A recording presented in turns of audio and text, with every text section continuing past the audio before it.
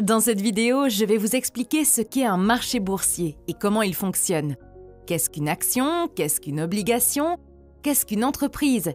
Qu'est-ce qu'un dividende? Et plusieurs autres sujets intéressants comme l'introduction en bourse, la différence entre le marché boursier primaire et secondaire, etc. Essayons d'abord de comprendre ce qu'est une entreprise. Nous pouvons considérer une entreprise comme un panier de biens. Les économistes aiment appeler ces biens des actifs, mais dans cette vidéo, nous les appellerons tout simplement des biens.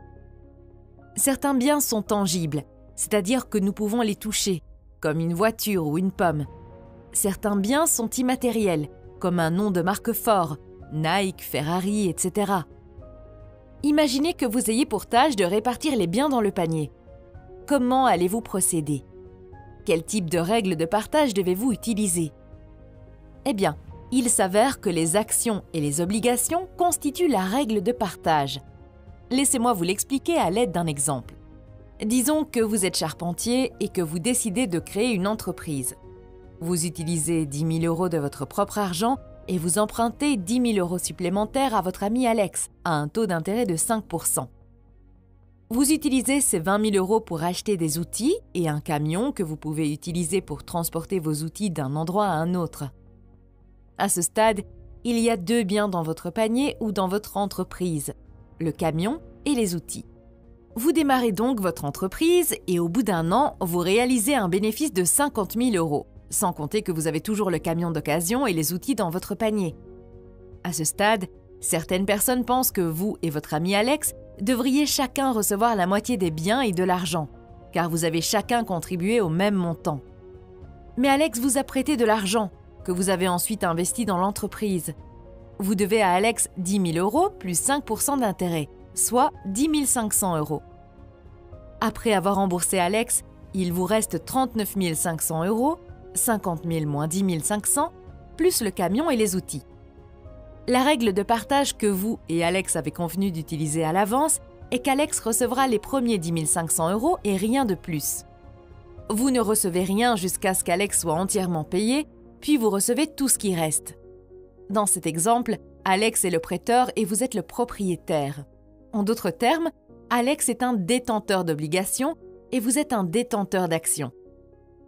Alex pourrait ne pas être heureux de cette situation car vous avez obtenu plus que lui et vous avez gardé le camion et les outils.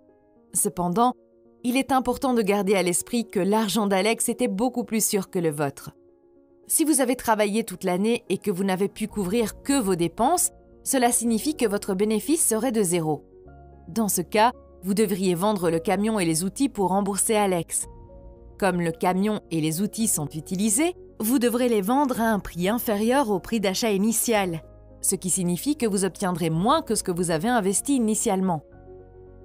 Il s'agit d'un exemple simplifié, mais il est important de se rappeler que les détenteurs d'obligations, prêteurs, doivent être payés en premier et que les propriétaires actionnaires sont payés en dernier. Peu importe que l'entreprise s'agrandisse et gagne plus d'argent ou que le contraire se produise, cette règle ne change pas.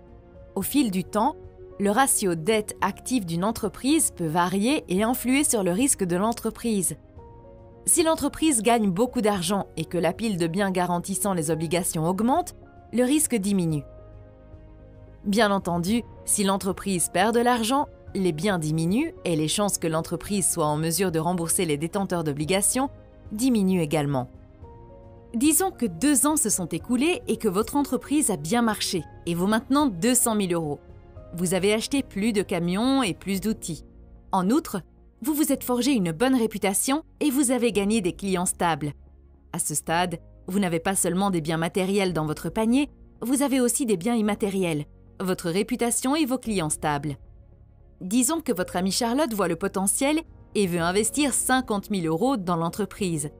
Vous pouvez certainement la laisser investir, mais vous devez d'abord décider laquelle des deux options vous voulez utiliser. Première option, vous pouvez laisser Charlotte investir 50 000 € directement dans l'entreprise. Cela signifie que votre entreprise vaut soudainement 250 000 € grâce au nouvel investissement de Charlotte. Si 250 000 € représentent les 100 % de l'entreprise, 50 000 € représentent les 20 %, ce qui signifie que Charlotte possède désormais les 20 % et vous, les 80 % restants. Il est vrai qu'après l'investissement de Charlotte, votre entreprise s'est agrandie, mais vous avez également cédé 20% de ses parts.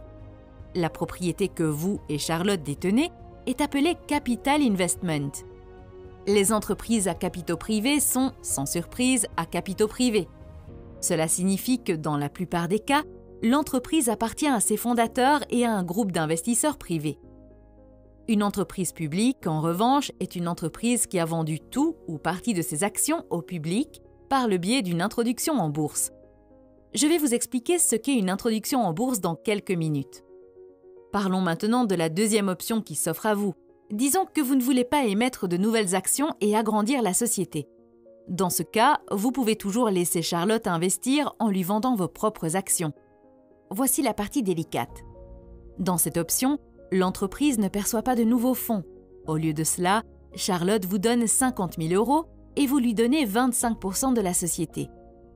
Je suis sûre que vous vous demandez pourquoi Charlotte obtient 25% des parts maintenant, mais 20% dans la première option avec le même investissement de 50 000 €. La réponse est que l'argent de Charlotte vous revient personnellement et que vous lui donnez une partie de vos actions existantes. Votre société ne reçoit pas cet argent et de ce fait, elle ne devient pas plus grande qu'avant. Cela signifie que 50 000 € valent 25% des parts puisque la valeur totale de l'entreprise est restée à 200 000 €. Dans les deux cas, vous renoncez à une partie de la propriété de l'entreprise. Cependant, vous n'êtes pas obligé de vendre une partie de l'entreprise pour en tirer des liquidités. Vous êtes propriétaire des actifs et vous pouvez choisir de vous faire un chèque. Si l'entreprise dispose de 1 000 € de liquidités de plus que ce dont elle a besoin, il est logique que vous utilisiez ces 1 000 € ailleurs. Ce paiement de 1 000 € à vous-même s'appelle un dividende. Le dividende est un paiement de l'entreprise à ses actionnaires. Si votre entreprise a, disons, 1 000 actions au total et que vous vous versez 1 000 € de dividende, nous dirons que l'entreprise a versé un dividende de 1 € par action.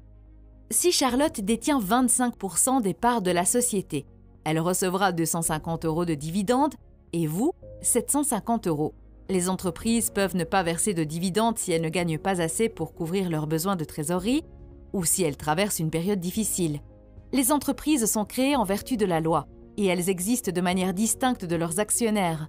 Steve Jobs a créé Apple. Aujourd'hui, il est parti, mais l'entreprise est toujours là parce qu'elle est indépendante.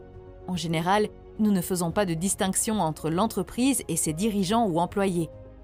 Par exemple, nous ne disons pas que Tesla engage des personnes qui produisent de belles voitures. Nous disons simplement que Tesla produit de belles voitures. Mais par essence, ils sont indépendants. L'entreprise est juste un panier de biens et les managers sont les personnes qui gèrent ces biens. Si un manager de Tesla fait quelque chose d'illégal, nous disons que Tesla a fait quelque chose d'illégal. Mais blâmer Tesla, c'est comme blâmer un ordinateur. Quel est l'intérêt de blâmer le panier de biens? Allez-vous mettre les ordinateurs et les machines en prison?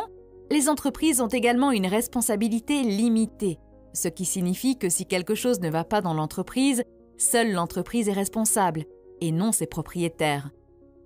Si votre entreprise est poursuivie en justice, vous pouvez perdre tous vos actifs, mais la perte sera limitée uniquement à votre entreprise. Ils ne peuvent pas toucher vos biens personnels tels que votre voiture, votre maison, vos économies, etc. L'histoire des sociétés à responsabilité limitée remonte à des centaines d'années, à l'époque des navires marchands. Imaginez que vous êtes propriétaire d'un navire marchand et que vous envoyez votre navire pour le commerce, mais que quelque part au milieu de la mer, de grosses vagues coulent votre navire avec tous ses marins et ses biens. Le lendemain, vous trouverez les familles des marins morts devant votre maison, vous tenant pour responsable de l'accident et voulant brûler votre maison. C'est la raison pour laquelle les armateurs de navires marchands ont créé des sociétés à responsabilité limitée, afin de ne pas être responsables de leur propre vie et de leurs propres biens en cas de problème. Une autre façon de structurer une société est l'entreprise individuelle. La plus grande différence est que l'entreprise individuelle n'a pas de responsabilité limitée. S'il est poursuivi en justice ou si quelque chose d'autre se produit, le propriétaire du navire peut perdre tous ses biens personnels. Pour résumer cette section, nous avons appris que les entreprises sont juste un panier de biens et les actions et les obligations sont la règle de partage qui dit qui obtient ces biens. Petite note ici. Les actions et les obligations sont généralement résumées sous le terme de titre. Lorsque vous entendez quelqu'un dire « j'investis dans des titres », Cela signifie généralement qu'il investit dans des actions et des obligations. Nous avons appris les options qui s'offrent à vous si vous souhaitez laisser quelqu'un investir dans votre entreprise afin d'obtenir des liquidités supplémentaires. Nous avons également appris ce qu'est un dividende et les différences entre une société à responsabilité limitée, SARL, et une entreprise individuelle, EI. Examinons maintenant le marché boursier. Les institutions qui permettent à des gens comme vous et moi d'acheter et de vendre des titres. Bien que la technologie soit de pointe, les principes de base sont similaires au marché que vous voyez tous les jours, comme le marché de la viande ou celui des voitures. Selon le dictionnaire, le marché est une réunion de personnes dans le but de faire du commerce. C'est tout ce que c'est. Deux personnes ou plus se réunissent, peut-être en personne ou par ordinateur, et tentent de conclure un marché. Parfois, les biens sont physiquement présents sur le marché et parfois non. Chaque marché est un peu différent de l'autre, mais l'essentiel reste le même. Par exemple, vous ne pouvez pas améliorer une pomme et la vendre à un prix plus élevé, mais vous pouvez le faire sur le marché de l'immobilier. Une autre différence est que certains marchés présentent des problèmes d'information. Les problèmes d'information sont plus évidents pour les choses qui sont difficiles à évaluer, car elles peuvent avoir des problèmes cachés. Par exemple, si vous achetez une voiture d'occasion, il peut y avoir beaucoup de choses sur la voiture que le vendeur ne vous dit pas. D'une certaine manière, le marché boursier est similaire au marché des voitures d'occasion. Chaque année, des milliers de milliards de dollars d'actions sont échangés sur le marché et certaines personnes se demandent ce que les entreprises font de tout cet argent. La réponse est que les entreprises ne reçoivent pas cet argent. La quasi-totalité du volume des échanges se fait sur ce que l'on appelle le marché secondaire, qui est similaire au marché des voitures d'occasion. Si je vous vends ma voiture, c'est que vous me payez, pas le constructeur. Il en va de même pour les actions. Si je vous vends mes actions Tesla, c'est vous qui me payez, pas Tesla. Tesla modifie simplement ses registres pour vous inscrire en tant que nouveau propriétaire. La quasi-totalité du volume des transactions se traduit par un transfert d'argent de la poche d'un investisseur à celle d'un autre. Le marché primaire est différent. Si Tesla veut lever des fonds, elle peut vendre de nouvelles actions, ce qui augmente le nombre d'actions sur le marché. Dans ce cas, Tesla reçoit l'argent de la vente. Pour faire simple, le marché primaire est le lieu où sont créées les actions et les obligations des entreprises. C'est sur ce marché que l'entreprise vend de nouvelles actions et obligations au public pour la première fois. L'introduction en bourse est un exemple de marché primaire. Une introduction en bourse a lieu lorsqu'une entreprise émet des actions dans le public pour la première fois. L'introduction en bourse est très importante pour l'entreprise car c'est un événement qui fait passer les entreprises du statut de société privée à celui de société publique. Une fois que votre entreprise devient publique, cela signifie que vous pouvez vendre vos actions au public et lever des capitaux si vous voulez vous développer. Vous ne dépendez plus de l'investissement de votre amie Charlotte pour lever des fonds. En général, beaucoup de gens n'aiment pas acheter de nouvelles actions directement auprès d'une société. Le PDG d'une entreprise en sait plus sur celle-ci et peut manipuler le prix en cachant certaines informations. Bien entendu, ce type de comportement est illégal et s'appelle délit d'initié. C'est tout pour cette vidéo. Si vous voulez voir d'autres résumés d'ouvrages financiers, consultez la liste de lecture que vous voyez maintenant à l'écran. Merci d'avoir regardé la vidéo. À bientôt!